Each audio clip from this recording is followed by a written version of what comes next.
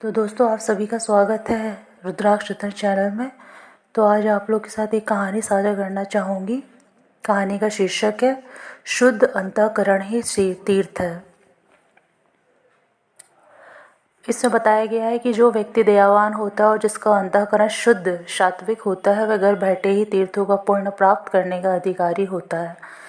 तो इस अगस्त और लोपामुद्रा जी की एक कहानी है जो बहुत ही चर्चित है। तो कहानी कुछ इस प्रकार है कि महामुनि अगस्त जी श्री शैल पर्वत पर अपनी पत्नी लोपामुद्रा जी के संग धर्म चर्चा कर रहे थे।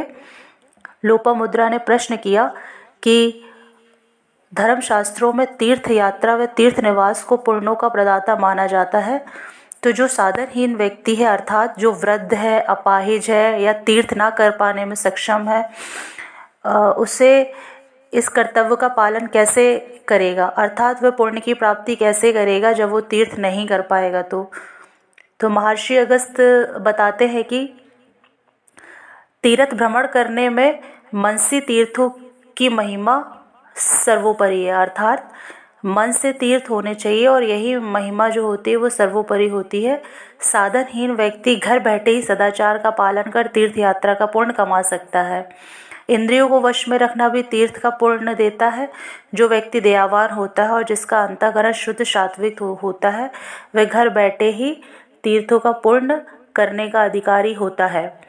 महर्षि कहते हैं कि यदि मन का भाव शुद्ध ना हो तो दान, यज्ञ, तप, शस्त्रों का श्रवण, स्वाध्याय सभी व्यर्थ हो जाते हैं। इसलिए शुद्ध अंतःकरण ही तीर्थ है। महर्षि कहते हैं कि हे देवी, जिनका मन अस्थिर रहता है वह तीर्थ का पूर्ण फल प्राप्त ही नहीं कर पाते। जो असंयमी होते हैं, अश्रद्धालु होते हैं, वे सत्संयात्मा कितने भी तीर्थों की खाक चालने लेके उन्हें पुण्य कभी भी प्राप्त नहीं हो सकता है। अपने महामुनि पति के श्री मुख से सच्चे तीर्थों की महिमा जानकर लोपामुद्रा भाव विभोर होकर नतमस्तक हो जाती हैं। इसलिए तीर्थों का तीर्थ करना आवश्यक नहीं है, बल्कि शुद्ध मन ही सर्वोपरि तीर्थ है। धन्यवाद।